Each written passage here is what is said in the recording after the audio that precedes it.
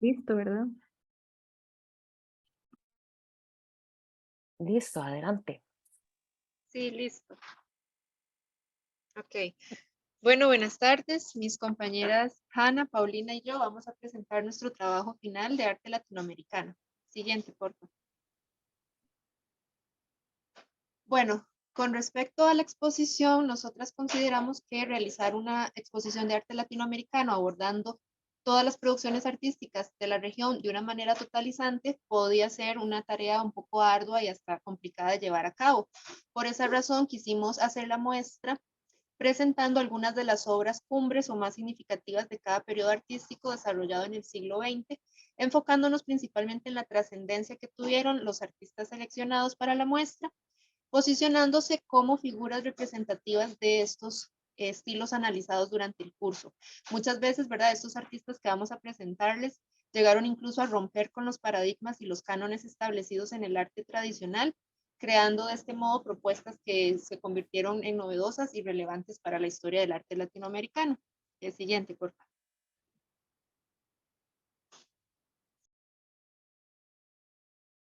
La primera obra corresponde al simbolismo, es de Gregorio López Naguil, él es argentino, la obra es de 1918 y es un óleo sobre tela.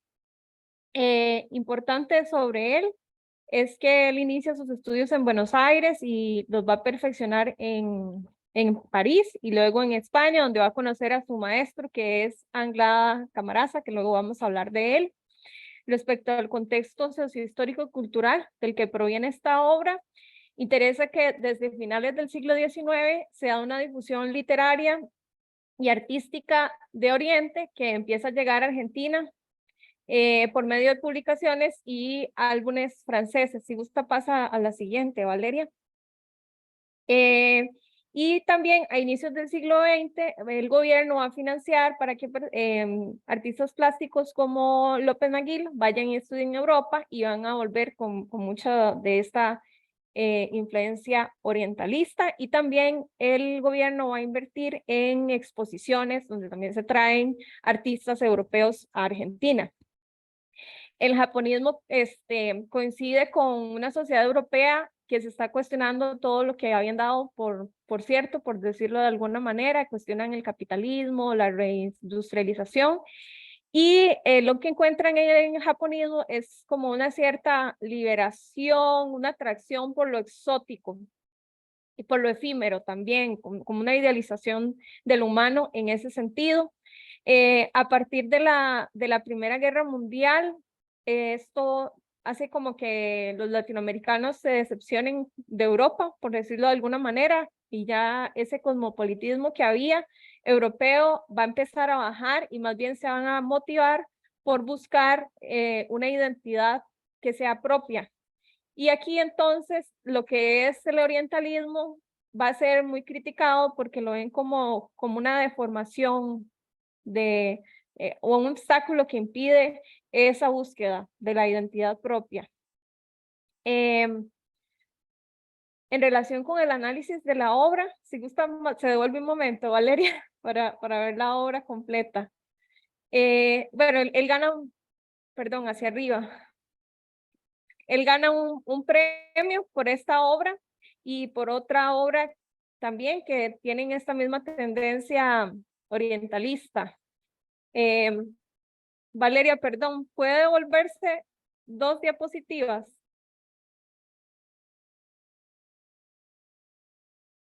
Una más, esa, para ver el análisis de la obra. Aquí. Bueno, ella está como, ajá, gracias. Ella está recostada como en una diagonal, ¿verdad? En este sofá oriental al estilo de una Venus tradicional o la Olimpia de Manet. A pesar de que está desnuda, llama la atención que ella tiene unos zapatitos de punta dorados y tiene un maquillaje muy fuerte. Esto lo podríamos interpretar como que es de noche por estos 2 elementos y también por la composición de la luz, que fuera del foco central, que es esta mujer, está muy oscuro y sobre ella hay una luz amarillenta, como si tuviera un cenital encima. Y también se proyecta la sombra de su silueta sobre el biombo que está atrás. este almohadón, sobre el almohadón, sobre el sillón, perdón, están estos almohadones que tienen unas flores muy vivas. También hay como una cortina que cae del lado izquierdo. Y detrás de este sillón y la mujer en el fondo se ve este biombo donde se representan escenas cotidianas escenas de la vida cotidiana de Japón en el periodo Edo, que es como el que está idealizado en los ukiyo-e, que es lo que se va a difundir mucho durante este periodo. Y también llama la atención que en la parte de arriba del biombo tiene como unas flores secas que están cortadas. Esto es importante en este lenguaje del japonismo, digamos, porque eso insinúa o muestra como una parte que el espectador va a completar con su imaginación. Luego se habla de una relación de esta obra con la de su maestro Anglada, del que les hablé en un inicio, que se llama la Sonia Flammeri, que ella es conocida por personificar un ambiente mundano y de esta fascinación por lo exótico. Vivo, digamos que en esa otra obra aparece como un pavo real, que aquí es sustituido, por decirlo de alguna manera, por estas flores que son muy vivas.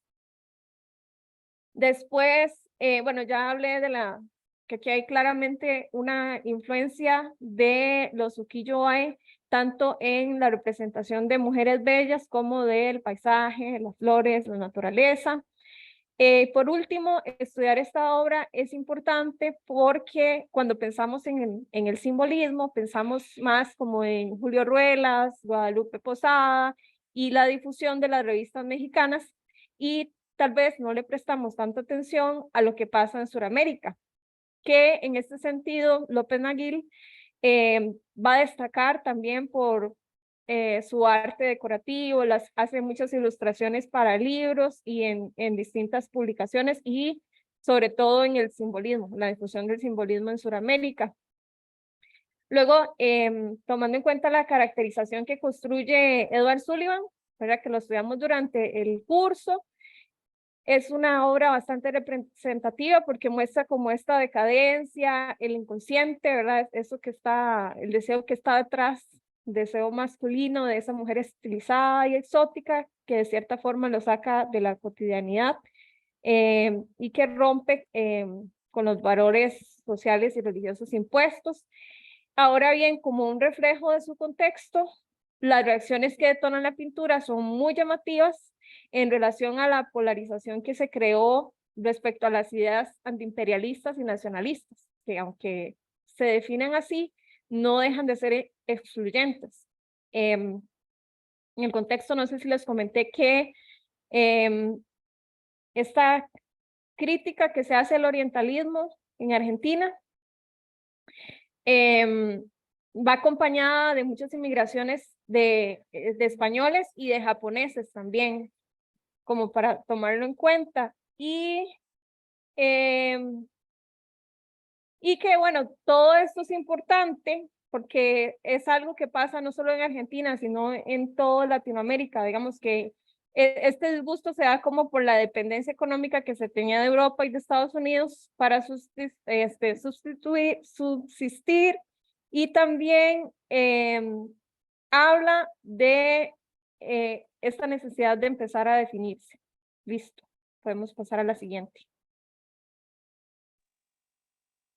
Bueno, ahora con respecto al muralismo, una de las obras más destacables dentro de este movimiento sobresale indudablemente este mural titulado Sueño de una tarde dominical en la Alameda Central, del artista Diego Rivera. Como hemos estudiado a lo largo del curso, Rivera fue fundamental en el desarrollo de este movimiento, ¿verdad? Entonces por eso consideramos importante mencionarlo dentro de estas obras cumbres del arte latinoamericano. También la obra de Diego Rivera estuvo marcada por una clara intención, ¿verdad?, de manifestar lo que era el carácter público y político a través de estas obras.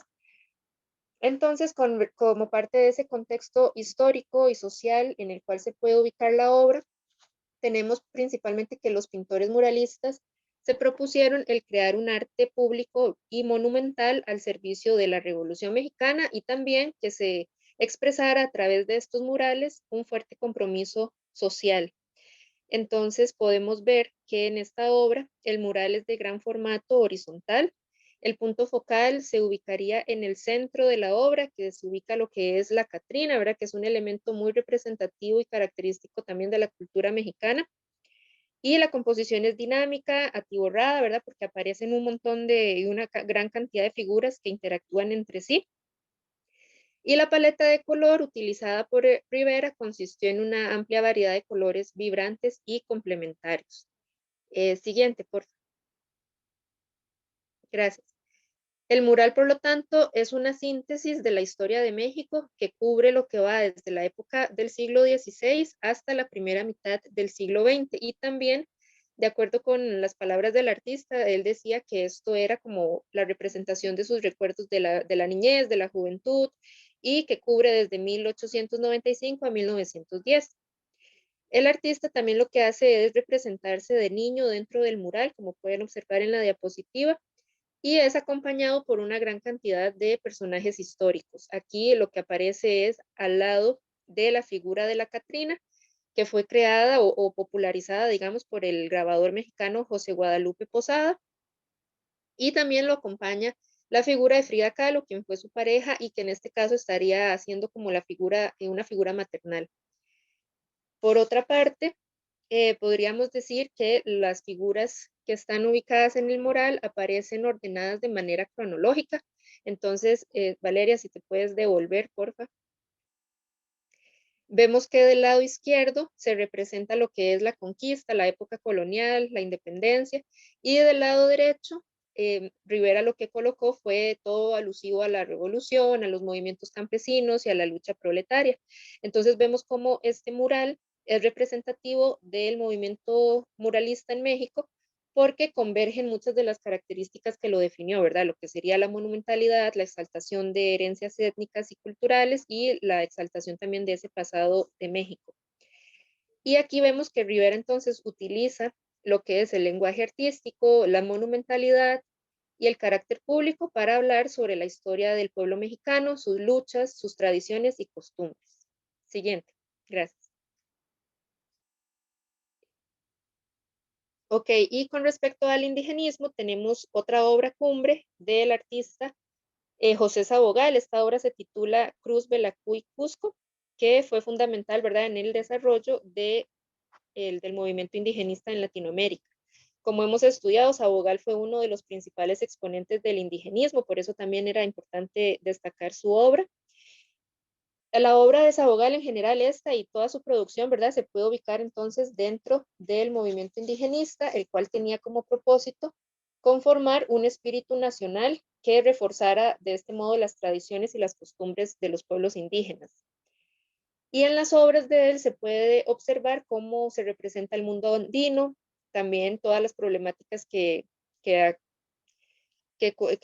afectaban a los indígenas, digamos. Y también vemos cómo la representación romántica del indígena que se había realizado en movimientos anteriores con Sabogal más bien se representa una visión mucho más verosímil con la realidad que vivían las personas indígenas en ese momento. Vemos entonces que el punto focal de la obra se encuentra en este grupo de personas indígenas que están reunidos y que están posicionados en el centro de la composición. También vemos que sobresale una línea diagonal, principalmente la que va en el suelo, que dirige la mirada del espectador hacia la cruz, que la cruz, al tratarse de una línea vertical, pues le da un poco de equilibrio a la obra. Y vemos que la paleta cromática utilizada son tonalidades cálidas, saturadas, principalmente tonos naranjas, ocres y terrosos, ¿verdad? Los cuales contrastan con los verdes y azules en la parte del paisaje, en la parte superior, que funcionan como complementarios. Siguiente, por favor. Esta obra estaría haciendo referencia a, bueno, todas las exploraciones que hizo Sabogal en la Sierra Andina, y también es una representación de la fiesta cusqueña considerada y denominada Cruz Belacuy, que se realiza el 2 y el 3 de mayo de cada año. Y por lo tanto, vemos que esta obra es importante traerla a colación, ¿verdad? Principalmente porque define las características principales del indigenismo Y también lo interesante de la obra es que representa un momento de sincretismo, porque si bien es cierto que la actividad que se está realizando es una actividad católica, también se conjugan ciertos elementos indígenas, como por ejemplo las vestimentas, las facciones de los individuos y que se encuentran sentados alrededor de la cruz consumiendo la bebida chicha, ¿verdad? Que es una bebida tradicional de los indígenas. Entonces vemos ahí como un momento del sincretismo desarrollado en Latinoamérica. Siguiente.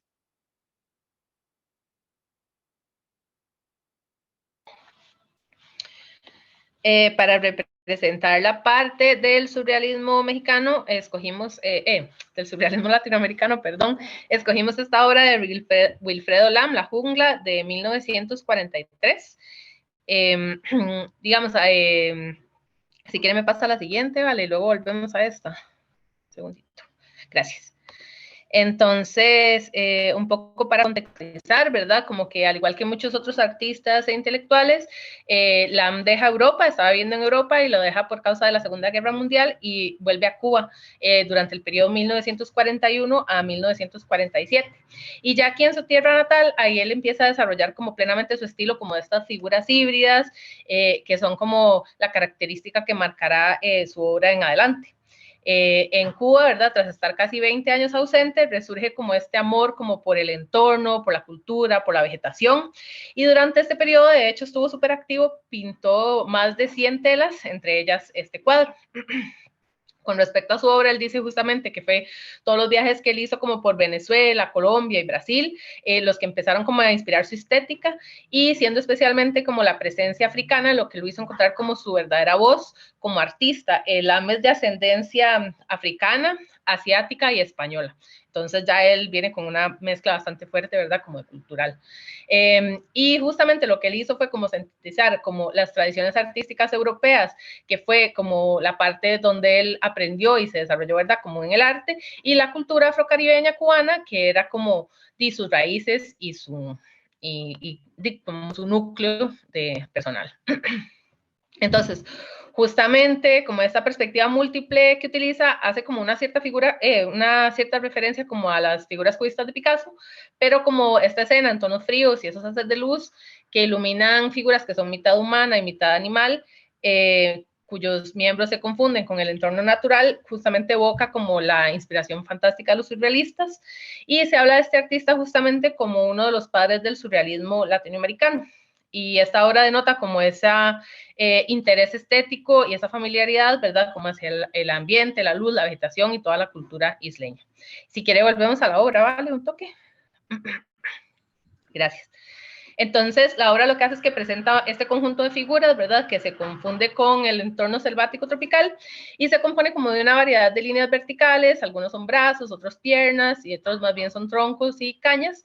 Y las cabezas de las figuras son como máscaras tradicionales africanas que se utilizan como en las celebraciones rituales y los elementos redondeados pueden ser como frutas, ¿verdad? Como tipo papayas, jícaras, bananos, pero también se pueden leer como con una connotación sexual. Y Lam lo que hace es retratar como en este lenguaje moderno toda esta visión que él tiene como de la cultura cubana. También tiene una connotación política porque, por ejemplo, las tijeras que salen ahí, Lam mismo refiere que significan como un símbolo, digamos, de que es necesario cortar la colonia del colonialismo, que ya había sido como dominante durante demasiado tiempo. Y en esta y en otras obras lo que él hace es como que intenta reubicar como estos objetos de la cultura negra en términos como de su propio paisaje y en relación como con su propio mundo, ¿verdad? Para él esto es como un acto de descolonización mental.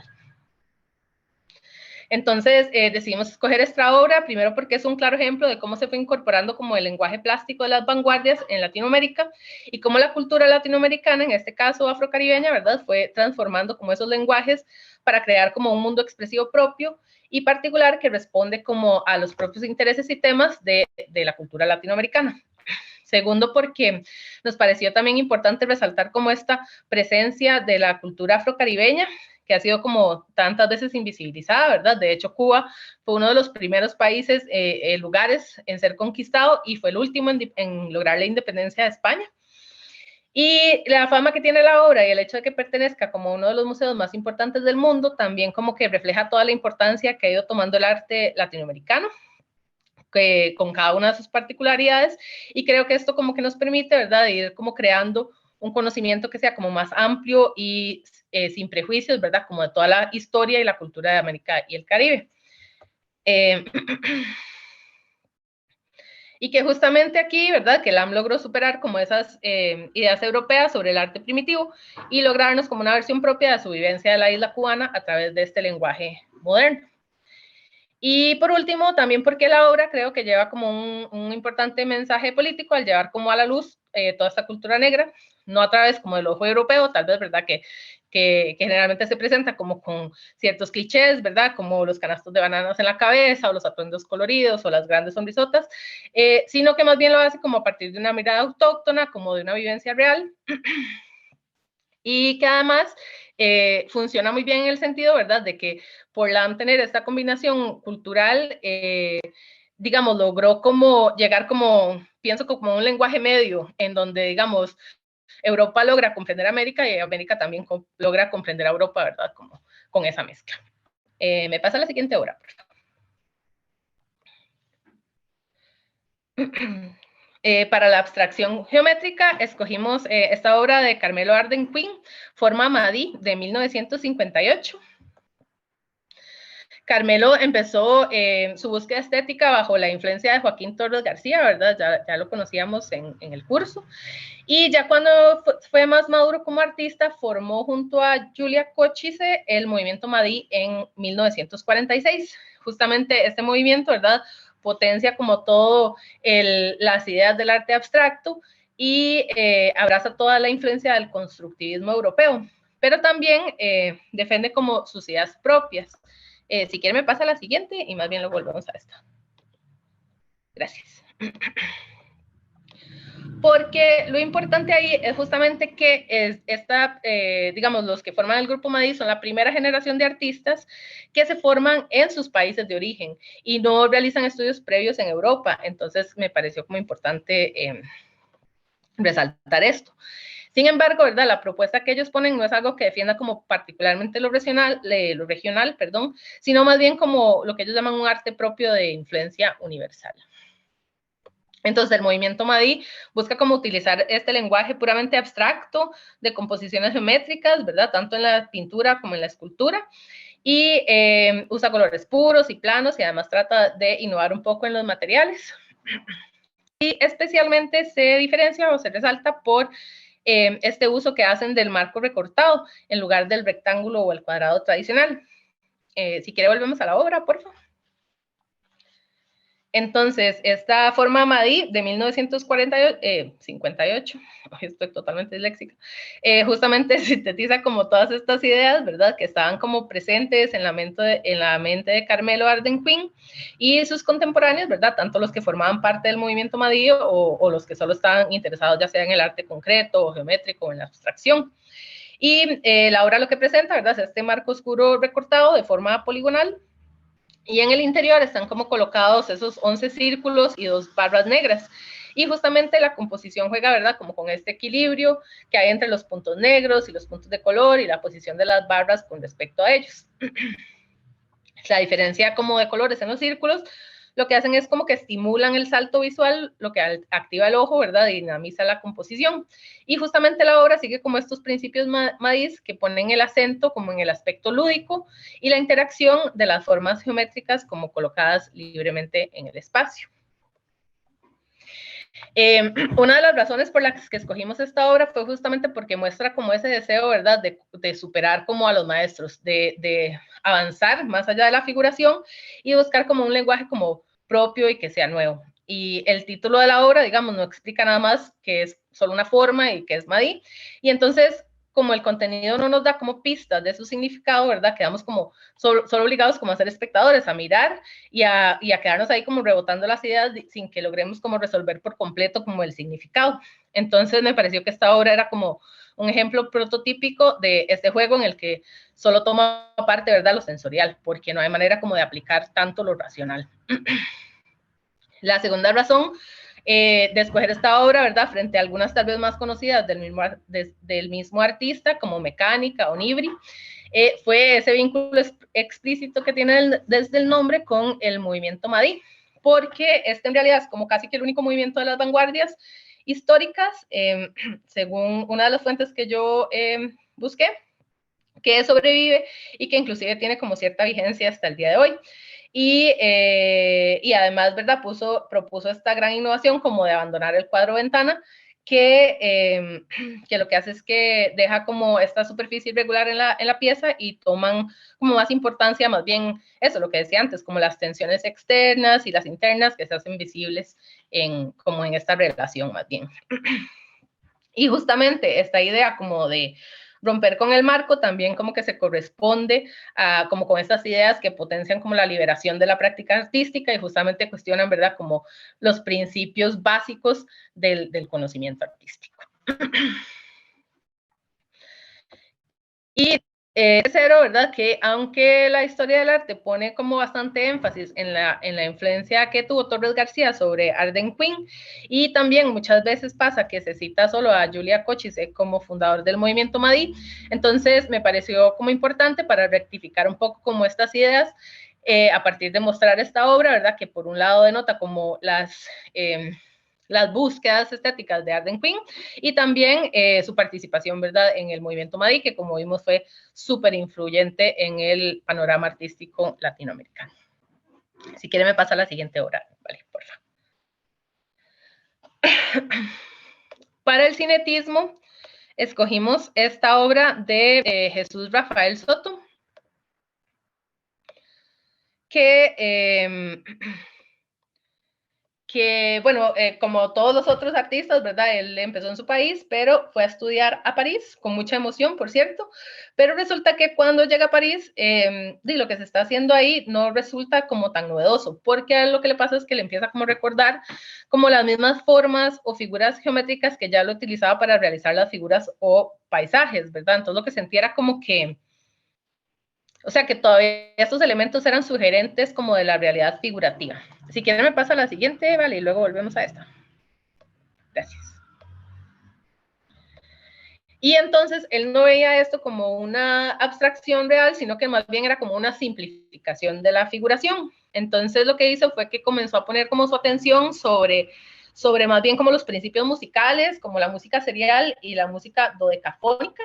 Y entonces empieza como a jugar como con esta movilidad de las piezas y crea como una obra transformable, ¿verdad? Ya sea mediante la movilidad de la pieza misma o el movimiento óptico que causa o la misma intervención que tiene el espectador en ella. Entonces, sus obras comienzan a poner en práctica como las nociones de participación del espectador y de la fusión de este con la obra de arte. Y Soto se distingue justo particularmente por este movimiento óptico que logró darle como a la línea, ¿verdad? Creando como esta vibración a partir de la construcción de los planos mediante estas líneas. Si quiere ya podemos volver a la obra. Entonces, en esta obra que se llama Extensión y Progresión en el Agua del año 1973, ¿verdad? Ejecuta en gran formato como todos estos principios.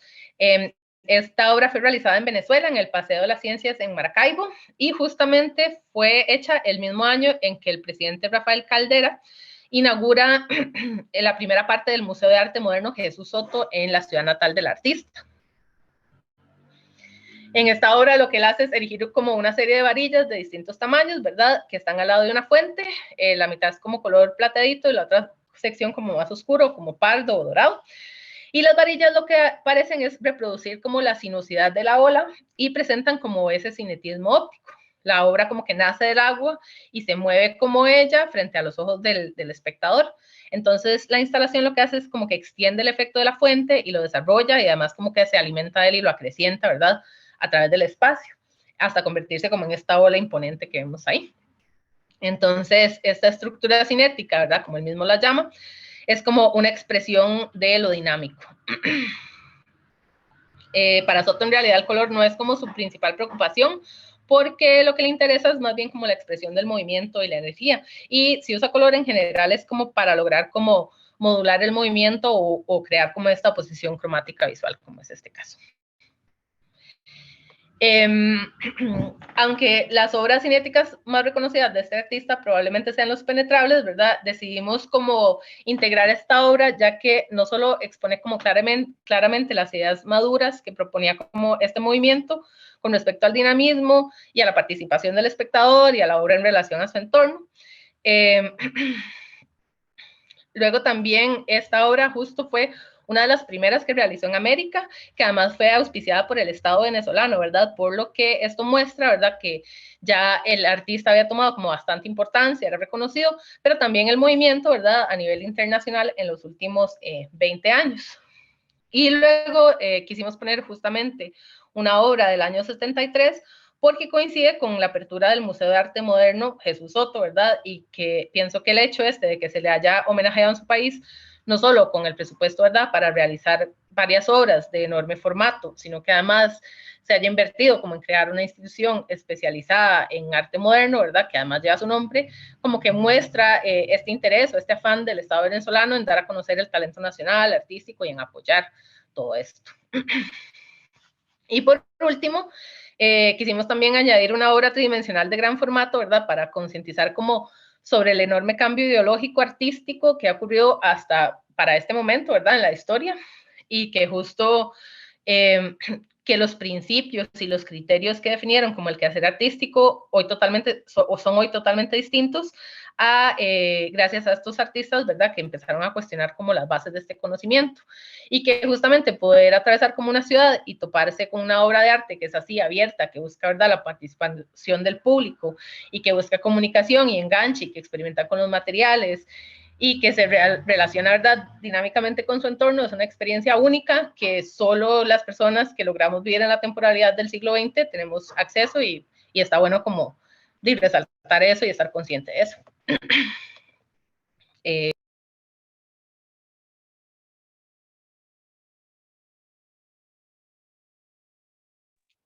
Con respecto a la neofiguración, sobresale esta obra de José Luis Cuevas que se titula Torero y Muerte, de la serie Suite Madrileña del año 1987. Como estudiamos también en el curso, Cuevas logró posicionarse como un artista independiente que se negó a subordinar su arte a los estándares de la época, siendo proclamado también como un ejemplo del espíritu liberal que existía en el arte latinoamericano, y él pues es una de las figuras más representativas de la neofiguración en Latinoamérica. También con este movimiento lo que podríamos decir es que fue como una tercera vía, digamos, o una alternativa al formalismo abstracto que mencionamos anteriormente con Carmelo Arden King, y también al realismo socialista que se venía también gestando en épocas atrás. Entonces, la neofiguración viene como a romper con esto que ya se venía gestando tiempo atrás. En las pinturas de Cuevas o en el arte en general de él se representan figuras humanas que están distorsionadas o que están dominadas por la angustia, y también se prevalece lo que es el regreso de la figura humana, ¿verdad? Aunque esta generalmente es retratada de forma distorsionada o desfigurada, como podemos ver en este ejemplo. La obra Torero y Muerte, que es esta que ven acá en pantalla, forma parte de una serie que está compuesta por 7 grabados en metal, los cuales fueron ejecutados mediante la técnica de aguatinta y aguafuerte en 1987. Entonces vemos que la obra está compuesta por 2 figuras principales. Una de ellas, la de la izquierda, la interpretamos como el torero, ¿verdad?, por el traje que porta y por la espada.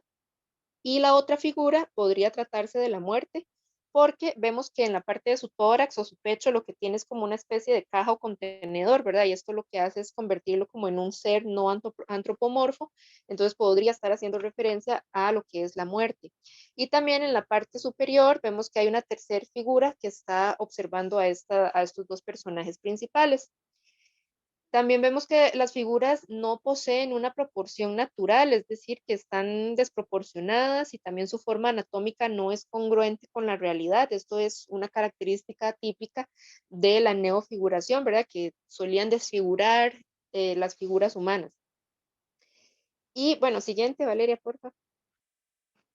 Entonces vemos cómo estas obras, esta serie, ¿verdad? Y esta obra en específico de Cuevas es importante, y por eso fue que la seleccionamos, porque representan esta nueva forma de expresión artística que estaba completamente alejada a las tendencias no figurativas que habían estado predominando en Latinoamérica años atrás. Y vemos cómo con la neofiguración lo que se hace es posicionar nuevamente a la figura humana como el elemento principal dentro de las obras de arte, aunque ésta sea distorsionada, desproporcionada, algo que era muy característico de Cuevas, ¿verdad? Que inclusive los rostros y las facciones son completamente alejadas, digamos que de la realidad, pero lo importante es eso, que la figura humana vuelve a colocarse como un elemento principal en las obras de arte. Siguiente, por favor.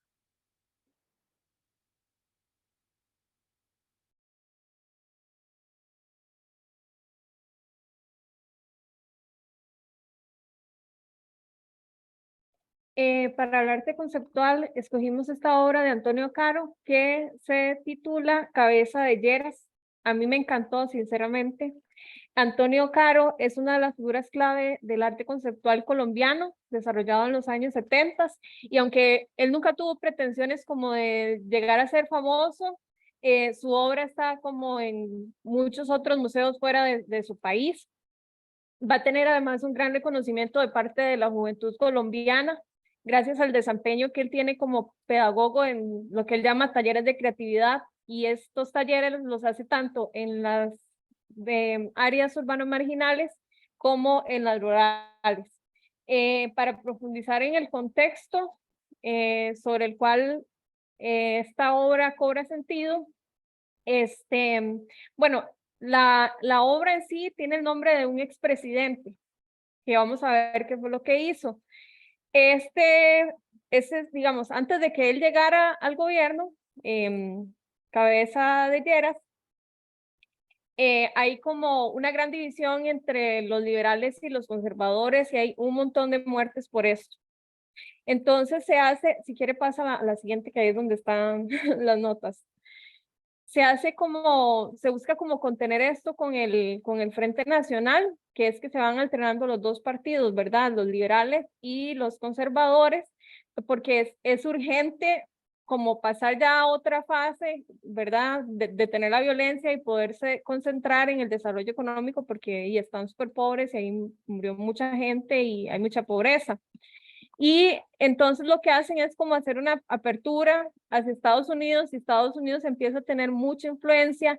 Lo que pasa con este presidente es que se empieza a poner más del lado de las empresas, digamos, como las transnacionales, que de los campesinos. Los campesinos tienen que, les va muy mal, entonces empiezan a trasladarse a la ciudad.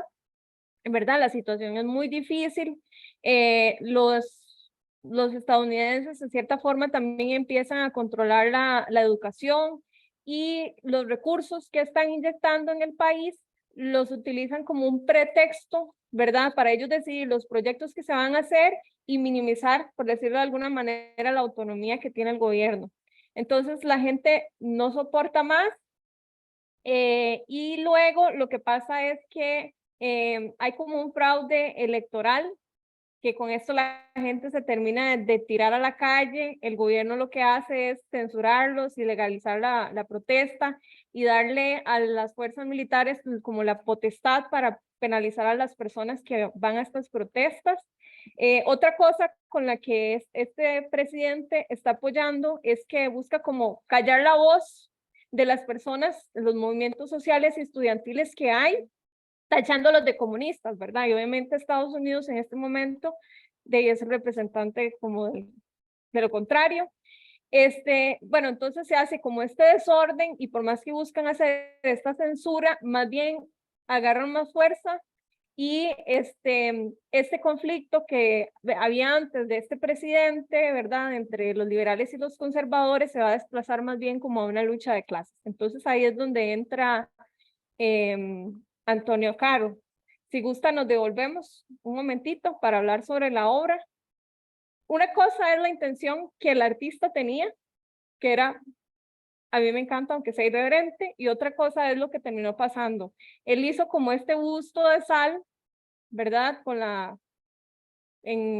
Inspirado, digamos, en este expresidente, y le puso unos lentes. La idea de él era llenar esto de agua y que entonces la sal empezara a deshacerse y que solo quedaran los lentes. Pero él bueno, es como anecdótico, tiene como un problema de vista, probablemente este cubo de vidrio tenía una fisura en algún lugar, entonces no podía llenarlo de agua y como que perdió el control, digamos, por el público que estaba, entonces empezó a buscar otras formas de echarle agua y cuando se dio cuenta se le desbordó el agua y la gente se enojó, ¿verdad? Algunas de las personas que estaban ahí se enojaron porque les cayó agua con sal y demás. Entonces, esta obra, una de las personas asistentes es crítico, entonces la va a dar a conocer. Voy a recuperar las notas porque si no aquí ya me pierdo. Y hay un comentario que se hace mucho después que lo voy a leer porque a mí me resultó muy significativo con lo que él está haciendo. Dice, Caro no solo calculó el escándalo que iba a producir su obra, sino que planeó también de manera muy precisa su simbología. La autoridad y la inteligencia de Llera se disuelven entre las aguas depuradas de la historia.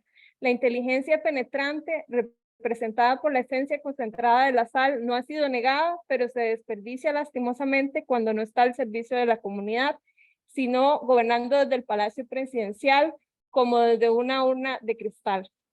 Y bueno, ahí sigue.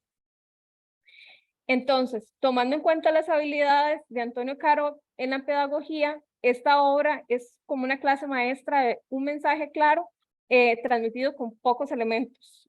La estética es de corte popular y también en relación a lo que estudiamos en el curso, es un ejemplo de desmaterialización del objeto, porque la escultura de sal desaparece para develar, por decirlo de alguna manera, el significado, la relación que tiene con su contexto social político. En resumen, por lo que es importante ver a este artista y esta obra es que es una de las figuras más sobresalientes del arte conceptual latinoamericano, ya que, digamos, en palabras de Ramírez, digamos, cuando hablaba de que el arte latinoamericano se posiciona como un centro, Antonio Cano es definido, digamos, como por otros artistas colombianos como la obra de arte en sí. Él en sí mismo es la obra, por todo lo irreverente que es. En este caso, el rol del espectador es muy participativo, puesto que lo más valioso aquí son las reacciones que provoca, y no tanto, digamos, por la belleza del busto de sal, ni nada de esto.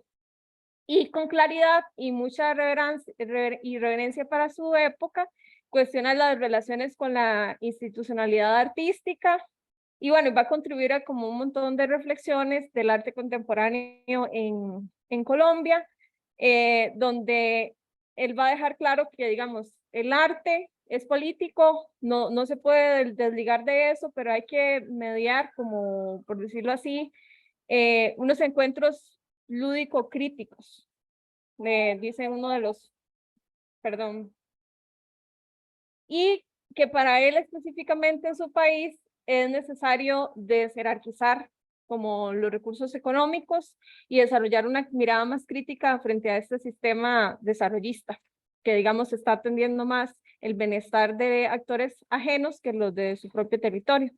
Y con esto ya podemos pasar a la siguiente.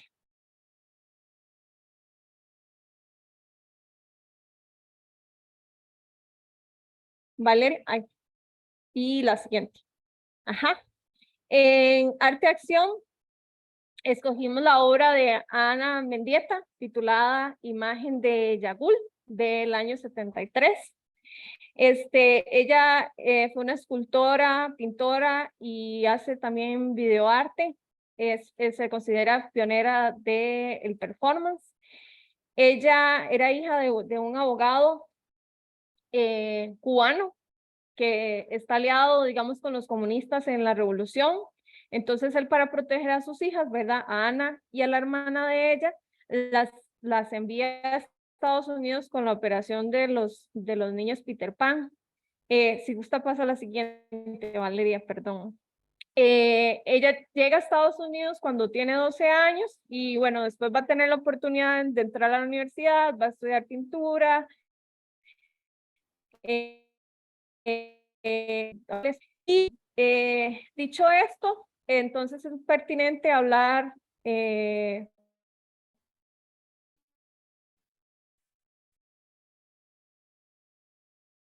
brevemente. Paulina, quizás apagamos video Como para ayudarle a Hannah. también el de se está pegando mucho. Sí, tal vez puedes volver a iniciar. Creo que ya.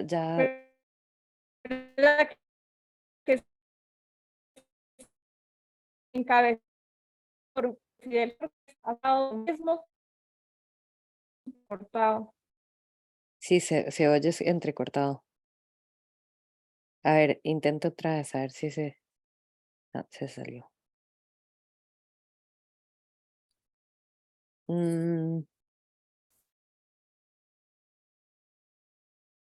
Chicas, ¿qué quieren hacer? ¿Le damos chance? Perdón, ya Ah, regresé. ya estás de vuelta. Ok.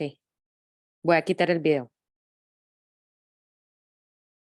Sí, perdón. Entonces, no sé hasta dónde me escucharon bien, como, Tal vez como en el ver desde. refrescamiento de la Revolución Sí, Cubana, por ahí lo que de es la un Revolución Cubana. derrocamiento del gobierno pro-norteamericano de parte de Fidel Castro, que más bien está aliado con la Unión Soviética, que es un evento que simboliza como la lucha antiimperialista latinoamericana, que va a tener muchas consecuencias para Cuba, ¿verdad?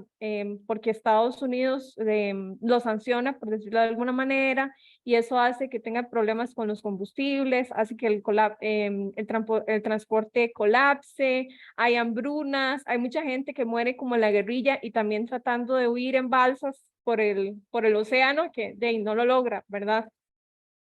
Importante, pero bueno, me pareció como el contexto y también como del artista, que ella lee a muchos autores, digamos como Octavio Paz, Strauss y demás,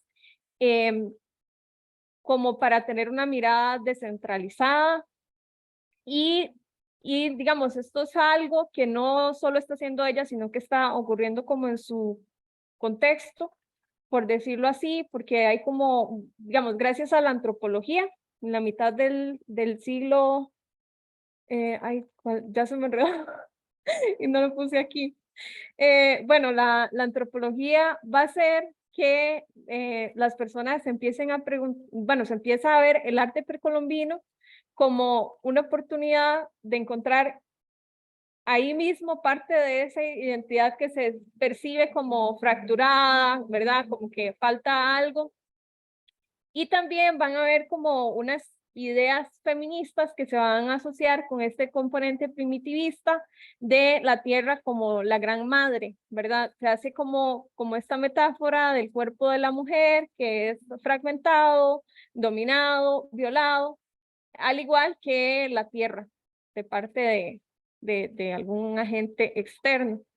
Y precisamente esta obra escogida, si gusta, se devuelve, Valeria, para poder verla más grande, ¿verdad? La imagen de Yagul trata este tema. Voy aquí, donde estoy. Ajá. Visto como desde la parte formal, esta obra es minimalista, el punto focal está en este cuerpo desnudo, ¿verdad? Que está en medio de este ambiente rocoso natural, que corresponde a una ladera del sitio arqueológico que ella elige para hacerla, el Yagul.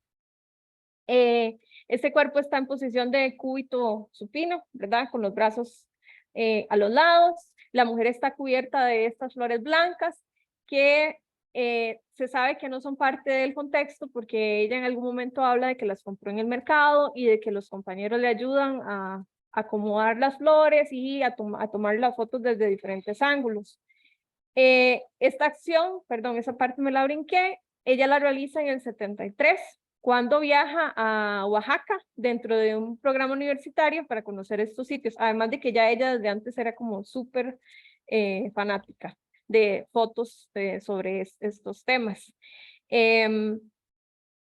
Ella va a decir como una frase que va a dar pie para que distintas autoras a lo largo de los años interpreten la obra. Lo que ella dice es, la analogía era lo que yo estaba La analogía era yo, estaba cubierta por el tiempo y la historia. Entre algunas de estas interpretaciones que a mí me llamó la atención está la de Lippard en el 76, que la ve como un acto de muerte que genera vida propio de la cultura mexica. Está Judith Wilson, que la asocia con Frida Kahlo y sus ideas de fertilidad y como su fuerte vínculo con el medio ambiente y la herencia precolombina. Está Jane Blocker, que lo que dice, que esta es mi favorita, que ella con esta obra apuesta por la desterritorialización de los binarios en este cuerpo desnudo como una metáfora de la mujer que vive en un ritual constante de creación y destrucción, como un reclamo a la libertad de la masculinidad que ha anulado su historia en el tiempo. También es importante que esta imagen de Yagul es como la madre de un resto de siluetas, porque esto es parte de una serie que se llama así, Siluetas, que son un montón. No solo, digamos, porque es la primera que ella registra, sino por el significado que tiene, que es como la primera floración, donde se une la vida y la muerte, ¿verdad? En referencia a esto que estábamos hablando, de los antecedentes de las creencias precolombinas.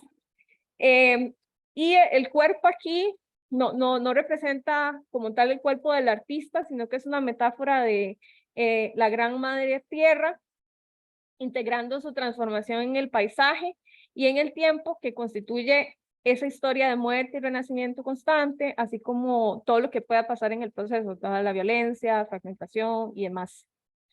Y la historia de ella y la obra es muy elocuente para construir un criterio respecto a lo que es el arte de acción en Latinoamérica, debido a que ella estuvo marcada por la lucha revolucionaria de su país natal. E irónicamente, le toca vivir en Estados Unidos, ¿verdad? Que es el país que juega un papel determinante en la crisis que se va a detonar en Cuba. Su cuerpo es su medio de expresión principal.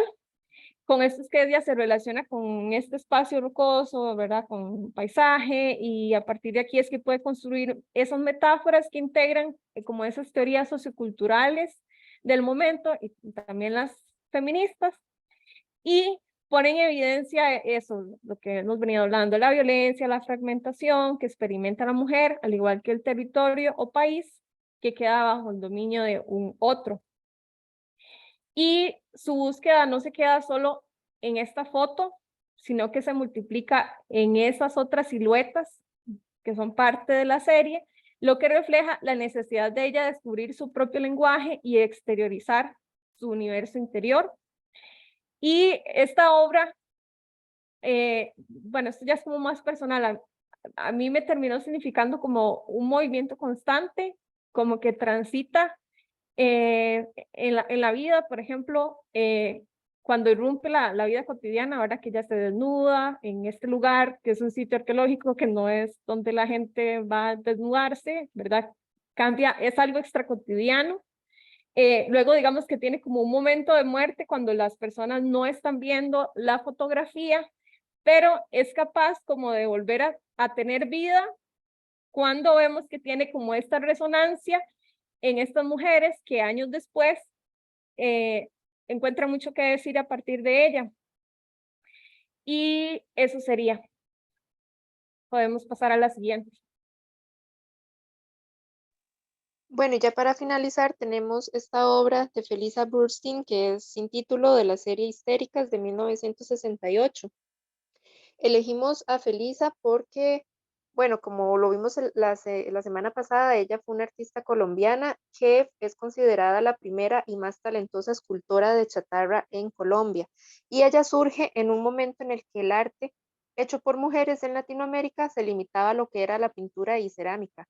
Entonces ella, bueno, en Colombia, ¿verdad? Entonces ella irrumpe con estas creaciones a partir de desechos metálicos. Y generalmente las creaciones de ella se caracterizaron por componerse a partir de lo inesperado, es decir, que ella iba a las chatarrerías y a los talleres de mecánica sin tener en mente, digamos, que se iba a encontrar o que iba a crear, pero con lo que ella encontraba en el lugar, ¿verdad? Empezaba a crear estas formas o piezas artísticas sin ejercerle una mayor modificación sobre el material, ¿verdad? Simplemente ensamblándolos. También el título de la obra, ¿verdad? Que se llama Histéricas. Este término histeria proviene de la palabra griega histera, que significa útero.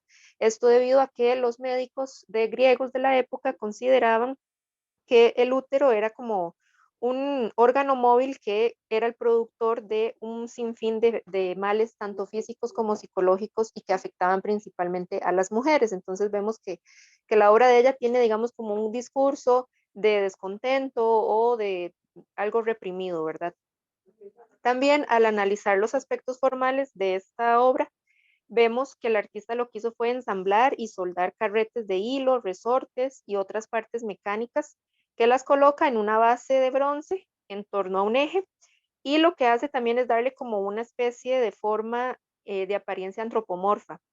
Al mismo tiempo, ¿verdad? Como mencioné, ella utiliza lo que es la chatarra y los materiales industriales, y vemos que la obra tiene también una apariencia inacabada, que se dice que esto es producto de la soldadura de la pieza, y ella realiza, digamos, que un trabajo no planificado, como les mencioné antes, que no sabía, digamos, qué iba a surgir al final con este ensamblaje de piezas. También vemos que la obra tiene una composición inestable y dinámica, y que está compuesta por una amplia variedad de piezas metálicas y mecánicas de carro, como arandelas, tornillos, rótulas y partes de pistones. Y finalmente, seleccionamos las obras de Felisa principalmente porque son realmente importantes y representativas dentro del arte realizado por mujeres latinoamericanas. Primero, porque estas obras de ella de ensamblajes fueron las primeras obras que se expusieron de este tipo en el Museo de Arte Moderno de Bogotá. Entonces vemos que fue, digamos, que unas obras novedosas para la época. Y también el uso de materiales pesados como estos de mecánica, de chatarrerías, son elementos que han estado siempre vinculados a espacios que son socialmente considerados como cosas de hombres, ¿verdad? De mecánica, de taller, etcétera.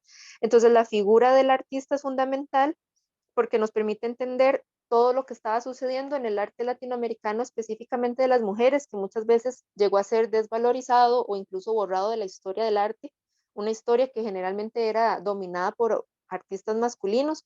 Entonces vemos que con ella intenta como romper con esas limitaciones en torno al género y demostrar, ¿verdad?, que las mujeres son capaces de ingresar a espacios que antiguamente eran principalmente dominados por hombres.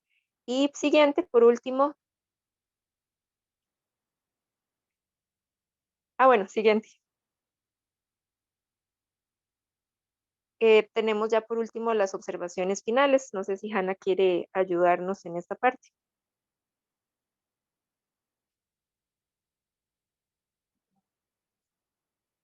Sí, tal vez lo más importante es que el arte desarrollado en Latinoamérica durante el siglo XX va a romper con los cánones artísticos, ¿verdad? Previamente establecidos, posicionando al arte latinoamericano en el mismo nivel que el resto de las producciones realizadas en otras latitudes del mundo, y que estas obras muchas veces reflejan situaciones que se refieren a contextos sociopolíticos que pasan en sus respectivos países, de modo que a través del arte latinoamericano se puede ver como esta noción no solo de cambios estilísticos que se están llevando a cabo en el continente, porque sí, sino también contienen estas transformaciones sociales, y que a veces resulta difícil definir qué pertenece a lo latinoamericano, porque se parte de que nuestra cultura surge de un proceso de colonización violento, lo que causa